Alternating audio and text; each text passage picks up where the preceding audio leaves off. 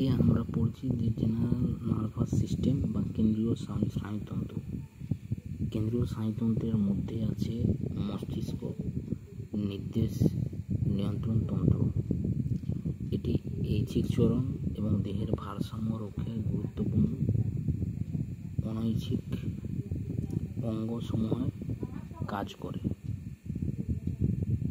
উদাহরণ ফুসফুস, হৃৎপিণ্ড, বৃক্ক ইত্যাদি। দেহের উষ্ণতা নিয়ন্ত্রণ, ক্ষুধা, তৃষ্ণা, আমাদের দেহের সার্কাডিয়ান ছন্দ, 24 আওয়ার, বিভিন্ন অন্তঃক্ষরা গ্রন্থির কার্যকারিতা, মানুষের আচরণ নিয়ন্ত্রণ করে। এটি দর্শন, শ্রবণ, বাকশক্তি, বৃদ্ধি, স্মৃতি, বুদ্ধিমত্তা, আবেগ, চিন্তাভাবনা ইত্যাদি কাজগুলোর বিশ্লেষণ স্থান রূপে কাজ করে। মানুষের মস্তিষ্কে করোটির দ্বারা সুরক্ষিত থাকে। করোটির মধ্যে মস্তিষ্ক ক্রেনিয়াল মেনিনজেস দ্বারা আবৃত থাকে। এবারে ক্রেনিয়াল মেনিনজেস স্তর 1 নম্বর ডুরামেটার বহিস্তর, অ্যারাগোনয়েড মধ্যস্তর, পাতলা পিরামিডের ভেতরের স্তর। মস্তিষ্ক অংশ অগ্র মস্তিষ্ক, মধ্য মস্তিষ্ক, পশ্চাৎ মস্তিষ্ক। এবারে অগ্র মস্তিষ্ক ক্ষেত্রে গুরু মস্তিষ্ক, থ্যালামাস আর হাইপোথ্যালামাস, এই 3টে অংশ থাকে। মস্তিষ্কের মুখ্য অংশ এবং একটি গভীর খাঁজ শুরু লম্বা লম্বা দুটো গোলার্ধে বিভক্ত থাকে। এদের বাম এবং ডান সেরিব্রাল হেমোস্ফিয়ার বলে।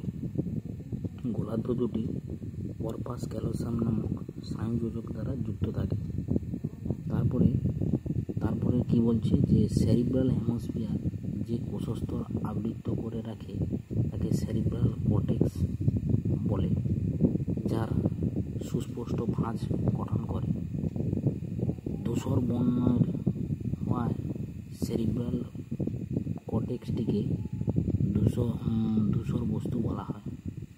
এই অঞ্চলে নিউরনের কোষদেহগুলি ঘনীভূত হয়ে ধূসর বর্ণ ধারণ করে।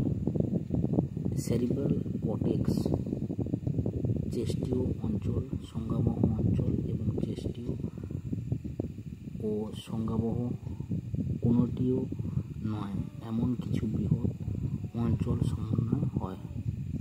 এই অঞ্চলগুলিকে বলা হয় সহযোগী অঞ্চল, যা দুটি অন্তঃসংজ্ঞাবহ সংযোগ এবং স্মৃতি এবং যোগাযোগের মতো জটিল কাজগুলি সম্পাদনের জন্য দায়ী।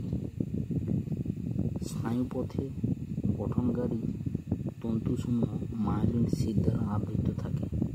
এই তন্তু সেরিব্রাল হেমোস্ফিয়ারের ভেতরের অংশ গঠন করে। এই অংশে অস্বচ্ছ সাদা দেখায়, তাই একে শ্বেত বস্তু বলে। গুরু মস্তিষ্কের যে গঠনকে ঘিরে থাকে তাকে থ্যালামাস বা যা অজ্ঞাবহ সংজ্ঞাবহ সংকেতের মুখে সমন্বিত কেন্দ্র হিসেবে কাজ করে। থ্যালামাসের মূল দেশে অবস্থান করে হাইপোথ্যালামাস। হাইপোথ্যালামাস আমাদের দেহের তাপমাত্রা, খাদ্য গ্রহণ, তৃষ্ণা নিবারণ, স্পৃহা নিয়ন্ত্রণকারী কেন্দ্রগুলি অবস্থিত। এটিতে কিছু নিউরো সিক্রেটরি কোষ রয়েছে যা হাইপোথ্যালামিক হরমোন গ্রহণ করে। এবারে বেসাল নিউক্লিয়াস যেমন অ্যামিগডালা, হিপোক্যাম্প ইত্যাদি হাইপোথ্যালামাস একসাথে লিম্বিক তন্তু করে। এইবারে হাইপোথ্যালামাস সহ এই তন্ত্রটি যৌন আচরণ, আবেগের বহিঃপ্রকাশ, উত্তেজনা, আনন্দ, ক্রোধ, ভয় প্রেরণ নিয়ন্ত্রণ করে, প্রেষণা নিয়ন্ত্রণ করে। জানা নেই তবে প্রেষণা এটা। মধ্য মস্তিষ্ক, অগ্র মস্তিষ্কের থ্যালামাস, হাইপোথ্যালামাস এবং পশ্চাৎ মস্তিষ্ক অংশের মধ্যবর্তী স্থানে অবস্থিত। মধ্য মস্তিষ্কের মধ্য দিয়ে একটা প্রণালী অতিক্রমণ করে যাকে সেরিব্রাল অ্যাকোয়াডাক্ট বলে। মধ্য মস্তিষ্কের পৃষ্ঠীয় অংশে 4টি গোলকীয় স্ফীত খণ্ডক সমন্বিত হয়। এদের কর্পোরা কোয়াড্রিজেমিনা বলে।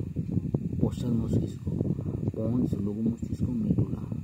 পন্স সেই সব স্নায়ুপথে সমূহে সমন্বয়ে গঠিত যেগুলি মস্তিষ্কের বিভিন্ন অঞ্চলগুলিকে পরস্পরের সাথে যুক্ত রাখে। বহু নিউরনের জন্য অতিরিক্ত স্থান প্রদানে নির্মিত সেরিবেলামের পরিতলে অত্যন্ত কুণ্ডলাকৃত। মেডুলা সুষুম্না কাণ্ডের সাথে যুক্ত থাকে। মেডুলা অবস্থিত স্নায়ুকেন্দ্রগুলির শোষণ, কার্ডিওভাস্কুলার রিফ্লেক্স, গ্যাস্ট্রিক রস ক্ষরণ নিয়ন্ত্রণ করে, মস্তিষ্কের মধ্যে সংযোগ রক্ষা করে। অন্তর্তন্ত্র স্নায়ুতন্ত্র ক্রান্তীয় স্নায়ুতন্ত্রের একটি অংশ। অনেকগুলি স্নায়ুতন্তু গ্যাংলিয়া শাখান্বিত স্নায়ুজালক সমন্বয়ে গঠিত, যার দ্বারা স্নায়ু তুলে ধরা হয়েছে।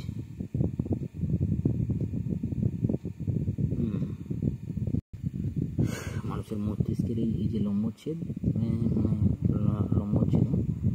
এটা তুলে ধরা হয়েছে, দেখে না, ঠিক আছে। এইভাবে আজকে আমরা সেন্ট্রাল নার্ভাস সিস্টেমের চ্যাপ্টার শেষ করলাম। ধন্যবাদ।